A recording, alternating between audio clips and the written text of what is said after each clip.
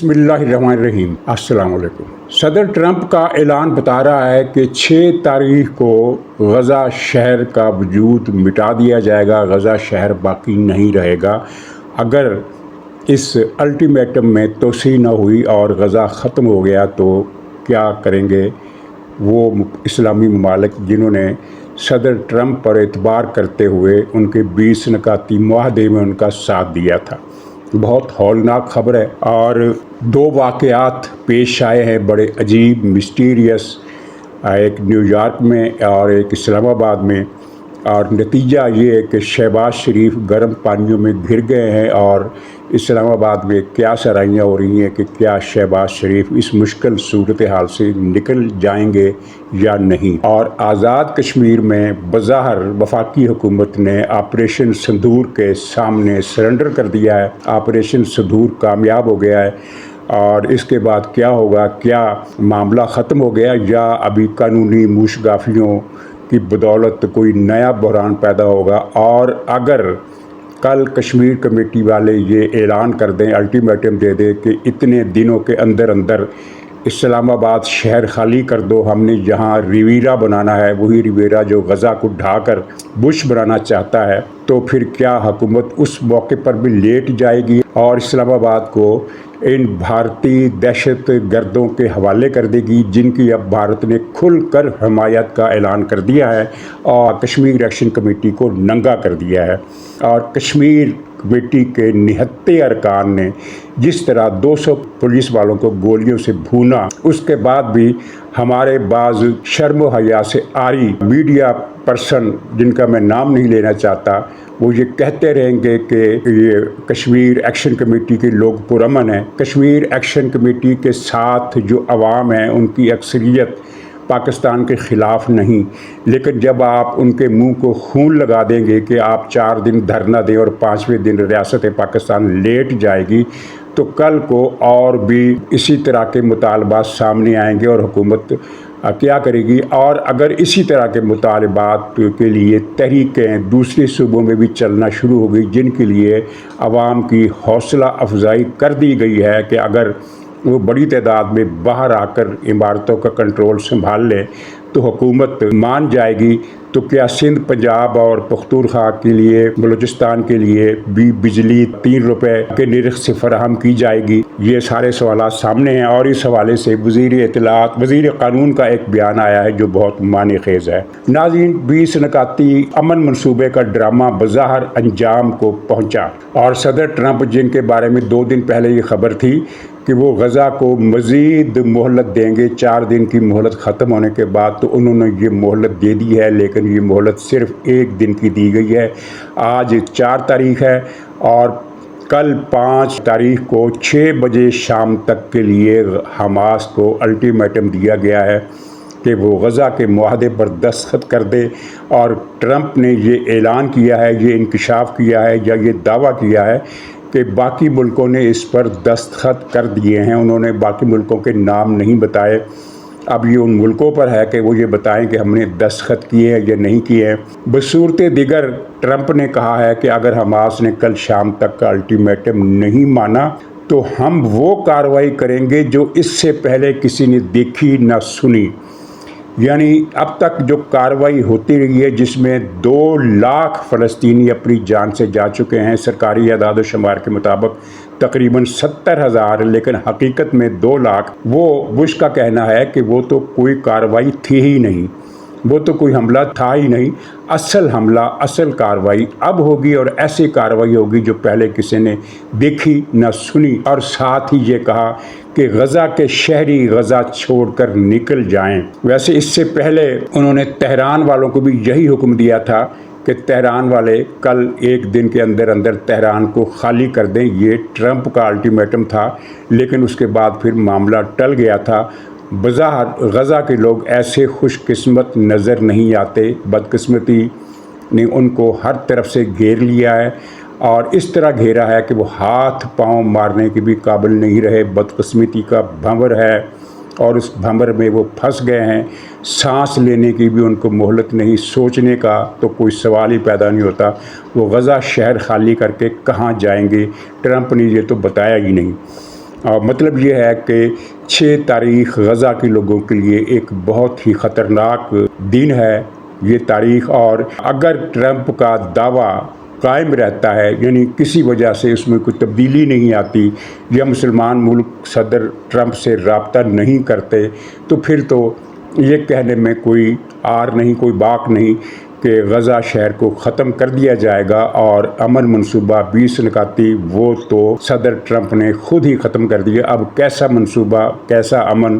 غزہ ختم، فلسطین ختم، مغربی کنارہ ختم، اور 8 مسلمان ملک بھی اپنی ساکھ سے محروم، ختم۔ تو یہ قصہ ہے، اور فلوٹیلا کے ساتھ جو کچھ اسرائیل نے کیا، آپ نے دیکھا کہ انٹرنیشنل سمندر میں اپنی سرحدوں سے دور جا کر اس نے غزہ کے لوگوں کو امداد لے جانے والے بحری کشتیوں کے قافلے پر حملہ کر کے ان سب لوگوں کو گرفتار کر لیا۔ اور یہ کارروائی اگر وہ اسرائیل اپنی حدود میں کرتا تب بھی ناجائز ہوتی، کیونکہ یہ لوگ امداد لے کر جا رہے تھے، کوئی ان کے پاس ہتھیار نہیں تھے، لیکن اسرائیل نے دوہرا جرم کیا کہ ان کو انٹرنیشنل پانیوں سے پکڑا، جو اسرائیلی سمندری حدود سے کم 50 میل ناٹیکل مائل کے فاصلے پر تھے۔ یہ ایک عجیب و غریب دنیا کی تاریخ کا باب ہے۔ اس درجہ غنڈہ گردی کی جرت اس سے پہلے کسی ریاست کو نہیں ہوئی جو اسرائیل کر رہا ہے، اور امریکہ اس کا پشت بنا ہے۔ اب ٹرمپ کے تازہ بیان کے بعد تو یہ بات کھل کے آ گئی کہ غزہ کی نسل کشی میں ٹرمپ کی زبانی اخلاقی نہیں بلکہ عملی تائید حاصل ہے، بلکہ ٹرمپ کی آشیرواد حاصل ہے، اور وہ ہر قیمت پر غزہ میں اپنا رویہ بنانا چاہتا ہے، یعنی ایلیٹ کلاس کا دنگل، عیاشی کا دنگل، ایک استبل۔ تو اب دیکھیے مسلمان ملک کیا کرتے ہیں، سعودی عرب کیا کرتا ہے۔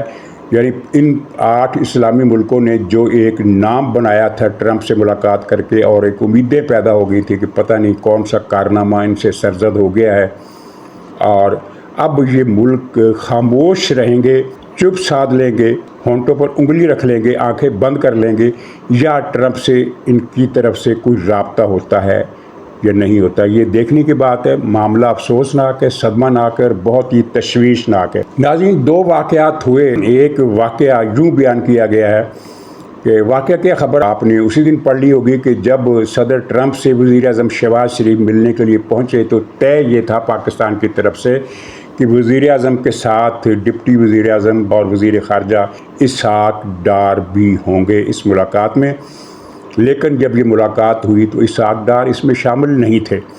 اور یہ واقعہ بڑا عجیب و غریب ہے کہ کیونکہ ابھی تک کسی نے یہ نہیں بتایا، خود ڈار صاحب نے بھی نہیں بتایا کہ ان کا نام کس نے کاٹا۔ امریکہ تو اس میں فریق نہیں ہے۔ امریکہ تو ملاقات کا جو وفد پاکستان سے جائے گا اس میں چاہے وہ شمع جنیجو کو شامل کریں یا اسحاق ڈار کو شامل کریں، یہ پاکستان کی مرضی تھی، تو اسحاق ڈار کو شامل کیا گیا، لیکن ملاقات کے موقع پر موجود نہیں تھے۔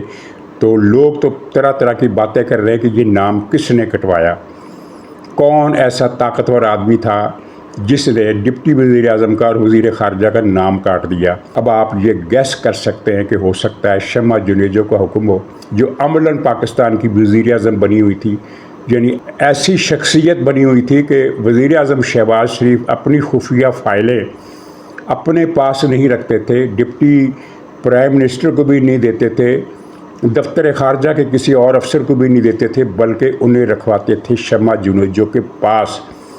تو اب اصل نام اگر میں نہیں لے سکتا، آپ بھی نہیں لے سکتے، تو یہی کہہ سکتے ہیں کہ شمع جنیجو نے ہی نام کٹوایا ہوگا۔ بہرحال یہ نام کٹا اور اسحاق ڈار نے اس میں اپنی رسوائی محسوس کی، اور کہنے والے کہتے ہیں کہ کل قومی اسمبلی میں اسحاق ڈار نے اس بے عزتی کا بدلہ لے لیا۔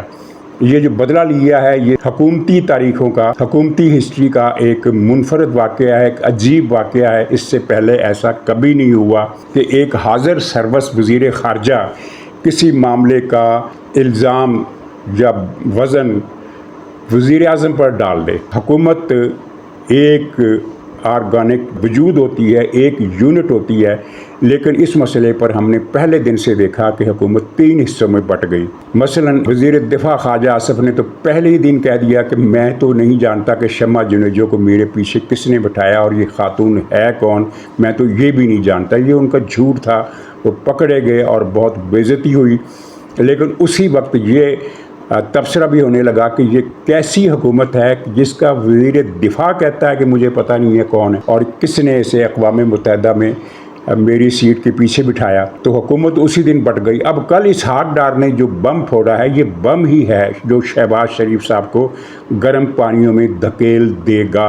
انہوں نے کہا کہ یہ شمع جنیجو کا نام اقوام متحدہ میں سیٹوں پر بٹھانے کی لسٹ میں وزارت خارجہ نے نہیں ڈالا، یہ تو وزیر اعظم کے وفد میں تھی، یعنی کہ انہوں نے صاف لفظوں میں بتا دیا کہ شمع جنیجو کو وہاں تک پہنچایا تو وزیر اعظم شہباز شریف نے پہنچایا۔ یہ وزیر خارجہ کہہ رہا ہے میں بے گناہ ہوں، شہباز شریف مجرم ہے، ایسی پکڑ لو، وہ یہی کہہ رہے ہیں، اس کے علاوہ تو کچھ نہیں بات کر رہے۔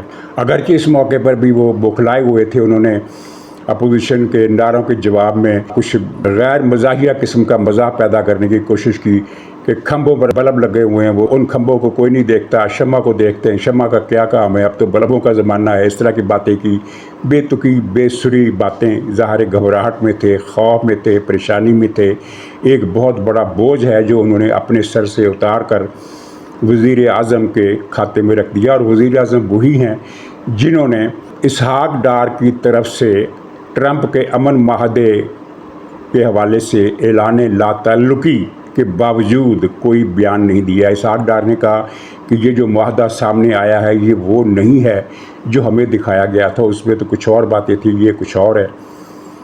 یہ اسحاق ڈار نے بیان دے کر اپنی حد تک بریت کر لی پاکستانی عوام کے سامنے، کیونکہ پاکستان کے اندر پاکستان کی حکومت کی اس پالیسی پر ایک لاوا سا ابلنا شروع ہو گیا ہے۔ شروع کے 2-3 دن تو خاموشی رہی، اور ایسی خاموشی خطرناک ہوتی ہے، فوری رد عمل آ جائے چاہے وہ کتنا ہی طوفانی کیوں نہ ہو، وہ پھر جس رفتار سے آیا ہوتا ہے وہ اسی رفتار سے ٹل بھی جاتا ہے۔ لیکن جو رد عمل آہستہ رفتاری سے آہستہ آہستہ کچھ دنوں کے بعد اپنا وجود ظاہر کرنا شروع کرے تو وہ خطرناک ثابت ہو سکتا ہے۔ آپ نے دیکھا ہوگا جماعت اسلامی نے ملک گیر احتجاج کی کال دی، اور اطلاع یہ ہے کہ مفتی منیب الرحمان صاحب نے، جو اہل سنت جماعتوں کے اتحاد کے سربراہ بھی ہیں اور وہی غیر سیاسی اتحاد جو ہے اس کی بات کر رہا ہوں، تو انہوں نے بھی کوئی کال دی ہے، اور یہ قومی اسمبلی میں بھی باتیں ہونے لگی ہے، اور ٹی وی شوز میں بھی اس پر تبصرہ ہو رہا ہے کہ وزیر اعظم شہباز شریف نے ٹرمپ کے پلان کو منظور کیوں کیا۔ اگر لا علمی میں کیا، جو کہ بات سمجھنے سے باہر ہے، نہیں سمجھا جا سکتا کہ کیسے وہ لا علمی میں ایسا بیان دے سکتے ہیں، لیکن فرض کریں اگر لا علمی میں بیان دے بھی دیا تو اب تک وہ کیوں خاموش ہے؟ وہ دورہ ختم کر کے آ گئے ہیں، 2 ہفتے وہ ملک سے باہر رہے، اور اس دوران 5 دن وہ تھے جب آزاد کشمیر میں طوفان مچا رہا، شورش مچی رہی، اور ایسی شورش جس کو بھارت نے بالآخر اون کر لیا ہے کہ یہ ہمارے لوگ ہیں، اور اس پر بھی وہ پاکستان نہیں آئے۔ پھر کسی نے 3 بجے انہیں رات کو جگا کر معاملے کی سنگینی سے آگاہ کیا، تو پھر وہ اپنا دورہ مختصر کر کے پاکستان آئے ہیں۔ 14 دن وہ باہر رہے، شاید مزید 14 دن وہ باہر رہنا چاہتے تھے۔ تو اب اس صورتحال میں شہباز شریف گر گئے ہیں گرم پانیوں میں، اور ان کی گورننس کے انداز سے پاکستان کے عوام میں پہلے ہی ایک اشتعال ہے، رد عمل ہے۔ تو خدا نہ کرے کہ یہاں کوئی ایسا واقعہ ہو جو بھس کے ڈھیر میں چنگاری لگانے کا باعث بن سکتا ہو۔ اللہ نہ کرے، پاکستان اس کا تحمل نہیں کر سکتا۔ ایک ایسا مرحلہ جس میں پاکستان نے عظیم ترین کامیابی حاصل کی، پاکستانی فوج نے، پاکستان کی ایئر فورس نے، ایون پاکستان کی نیوی نے وہ کام کیا جس کا بھارت کو اندازہ نہیں تھا، توقع نہیں تھی، اور پھر سعودی عرب سے ڈیفنس ڈیل کر کے پاکستان اس حد تک ناقابل تسخیر نظر آنے لگا تھا۔ لیکن وزیر اعظم اور حکومت کی کیا کہنا چاہیے، مجھے تو سمجھ میں نہیں آتا کہ اسٹیبلشمنٹ نے کیا سوچ کر شہباز شریف کو وزیر اعظم بنایا، حالانکہ ان کے پاس ایک بہتر امیدوار عثمان بزدار کی صورت میں موجود تھا۔ تو خیر، آزاد کشمیر میں حکومت نے مطالبات مان لی ہیں۔ ایکشن کمیٹی کے ارکان اسمبلی جو ہیں، جو کوٹے پر آتے ہیں، مہاجرین کے کوٹے پر، ان سیٹوں کے خاتمے کا مطالبہ تھا، وہ عملاً مان لیا گیا ہے۔